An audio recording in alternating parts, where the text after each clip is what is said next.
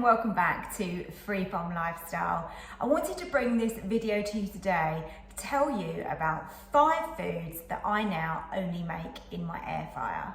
So most of us have had air fryers for quite some time now, and the beauty of it is that you really do cook food so much quicker. Of course, you can avoid frying food, so it's going to be healthier as well. Saves a little bit of money on energy, which is always a bonus. But some foods are actually better in the air fryer, and that's what I'm going to show you today. So first up, of foods that I believe that perform so much better in an air fryer are potatoes, and in particular a jacket potato, which is a classic. It's great for lunchtime, it's great to put huge amounts of toppings on, and it's really versatile as a family dinner as well. So what I like about the jacket potato in the air fryer is you get that super crispy skin, which is what we are all looking for, but that beautiful fluffiness on the inside. What I do is I prick the skins, and for speed, I pop these in the microwave. Now these have had a blast in the microwave, I add some olive oil to the skin. I'm gonna have quite a lot, get that lovely flavour on the skin. It makes all the difference. Give them a good rub. Oh, they're hot still. I like to add some salt onto the skin as well, getting loads of flavour into your jackets. Pop them on 200 degrees for around 40 minutes. And this is how they come out. Super crispy and fluffy in the middle. I'm going to top this one with some butter, beans and cheese. On goes the butter to melt into that delicious potato. Top it with beans and then add as much cheese as you like. My second favourite thing to cook in the air fryer is something simple, and it is just a burger. So whether you're making a homemade burger like I'm going to show you in a minute, or if you're just buying them from the store, the beauty of the air fryer is that I really believe that it stops the house smelling so much. So there's different ways that you can cook a burger. Obviously one of the best is definitely got to be on the barbecue, but that is not always possible in the UK, and who wants to do that in the wintertime? So in the air fryer, I think that you get rid of some of the fat content, which is a bonus, but also I think they stay really juicy and they cook really quickly. Alternatives obviously are to put them in the oven, put them on a grill, maybe put them in a frying pan, but this to me is the absolute best way to make a burger. To make these homemade burgers, we're going to need some beef mince, and I am using a 5%, so it's quite a lean steak mince here. And in the bowl, we're going to go in of 120 grams per person. And then into this, we're going to put some chili paste. We want a half a teaspoon per person. I've got some squeezy honey. We want a couple of squirts. 1, 2. Next goes in some paprika, and then some seasoning. So you can get a burger one, but they didn't have it when I did my shopping. So the alternative to this is the steak seasoning. It's got pepper and garlic in it. So we want about 2 teaspoons. I want to give these loads of flavour. We are going to go in also with some salt, a little bit of pepper. We need to try and make roughly 4 even patties here, because then we're going to pop cheese in the middle and then lay another one on top. So it's 2 burgers that we're making. All we need to do is add this on top and then have a go at sealing those edges the best we can. So I've popped these in my basket, ready to go into the air fryer. Burgers are looking good. I've just popped in some bacon medallions. So we're going to pop this back on to air fry. Burger on, we just need to top it with the bacon. Look at that homemade burger. My third choice is pizza. This is something that everybody loves, and then if you're not getting a pizza takeaway, it's always great to make it at home. Making your own pizza is really easy, as I will show you in a moment. And by putting it in the air fryer, you don't get a soggy base. You get a lovely crisp base, which is cooked really evenly, and also the toppings melt perfectly. So that is something that I always now make in my air fryer. We need 260 grams, so let's start putting this in the bowl. In goes 250 grams. Get in there just a little bit more. I've got some baking powder here, and we will need half a teaspoon of that. Half a teaspoon of salt. Now we need to combine all of these ingredients together.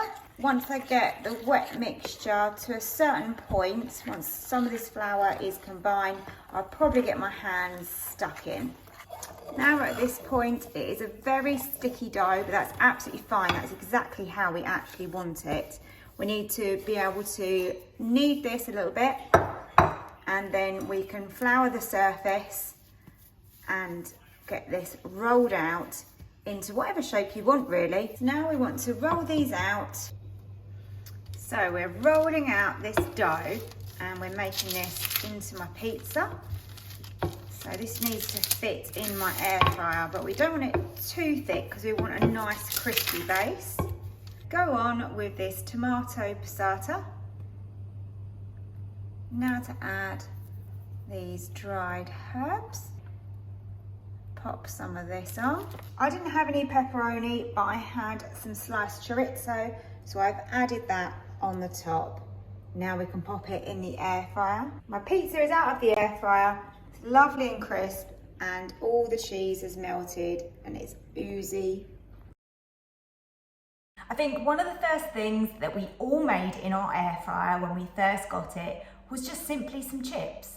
Everybody loves chips. You can make them as wedges, into French fries, into chunky chips, however you want to do them. I'm going to show you my method of how I make chips in the air fryer, and I will not go back. We never ever make them in the oven anymore, and obviously a deep fat fryer is not an ideal thing to have around children. It's not as healthy, and obviously it does use a lot of oil. I've tried several different methods with chips, French fries, that I believe work really well. This one in particular gives a real crispness to the outside. You could of course leave the skin on if you wanted to, but they are super fluffy on the inside and I love them so much. Couldn't be a more simple start. I've literally peeled a large baking potato and I have chopped that up into chips. I cover those with cold water until we're ready to make those in a while. Let's drain these. I'm going to pop them onto some kitchen towel just to dry those off. We're going to start by adding some oil and a generous amount of salt. And the secret to making these really crispy and crunchy is some corn flour. These are going to go on to air fry on 190 degrees for about 14 minutes, but we will keep an eye on them. And here is how my French fries look. Lovely and crispy, and still lovely and fluffy on the inside. And my very last choice is sausage rolls. You can of course buy shop bought and pop them in the air fryer and they taste great. You can reheat sausage rolls as well in the air fryer and that gives them a real good crispiness, brings them back, makes them feel really fresh and good again. But I like to make some homemade ones just using shop bought pastry, so they're nice and easy. These are ones that I made at Christmas time, so they've got that Christmas flavour to them. But of course you can just use regular sausage meat in the pastry and pop them in the air fryer. They're just so much crispier and really, really tasty. I begin by using some chicken chipolatas. I've taken those out of the skin. I just want to mash those down. If you prefer, you can use some chicken or some turkey mince here. I add some stuffing. I'm just using a dried sage and onion stuffing. And then in for the pastry. This is puff pastry, ready bought, and it's already rolled out, so it couldn't be easier. So once that's laid out, I cut it long ways to go right the way along like so. And then we want to add in some gorgeous cranberry sauce. So that goes down to the middle on both sides, on both sheets. This gives so much flavour and obviously makes it feel more Christmassy. Next in with the chicken mince, which has got that stuffing in it. So again, we lay that along the middle on both sides. And then I want to sort of mush that down. So fork it so that it flattens slightly, just so that it makes it a little bit easier to actually roll up these Christmas sausage rolls.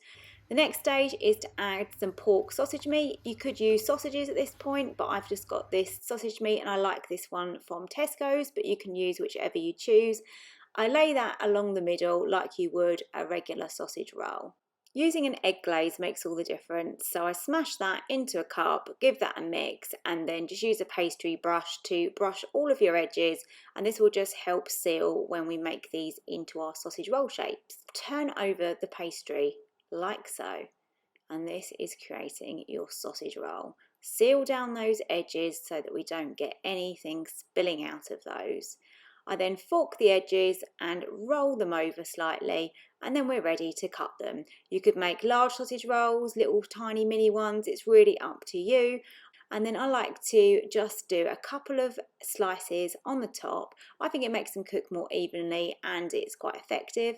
I then added some sage leaves on top, as these are special Christmas sausage rolls. This just gave a little bit extra and the flavour of sage is beautiful. You can see the layers there and they are going into my air fryer. I did them on 200 for 14 minutes and this is how they came out. As you can see, I've got a little pot here with gravy, but serve them with whatever you fancy. They were absolutely delicious and the pastry is so crisp being air fried like this, and they are totally Moorish. I couldn't stop eating these all day. Look at the layers, the stuffing, the cranberry, the sausage meat. They are absolutely stunning. I think the thing we all have to remember is that an air fryer is just really a high intensity fan oven on a smaller scale. So we're cooking things quicker, more efficiently, and obviously some foods do taste so much better, as I've shown you.